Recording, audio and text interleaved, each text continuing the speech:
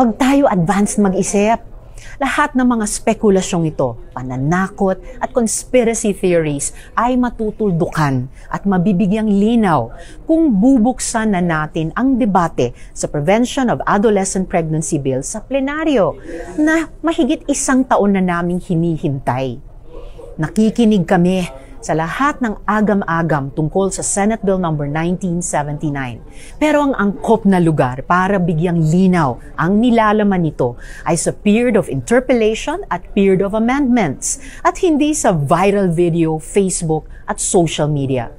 I am open to hearing all of my colleagues' opinions and proposed amendments to the bill in the same way that I have been open to all views on the measure.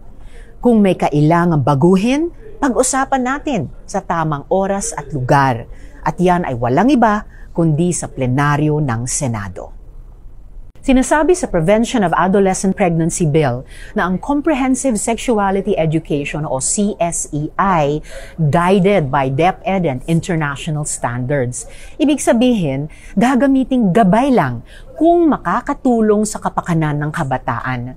Walang intensyon o obligasyon sa batas na gayahin ng walang pag-iisip ang anumang international standard. Hindi ibig sabihin ay kokopyahin lang lahat ng nakapublish sa UNESCO o WHO.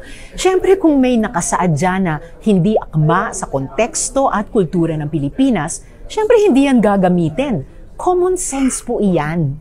DepEd pa rin, kasamang ibang relevant agencies at dapat may consultation with various stakeholders ang mag-i-implement ng CSE.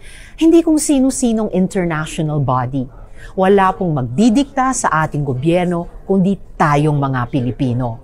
Panghuli, the highest international standard is the UN Declaration of Human Rights and the UN Convention on the Rights of the Child.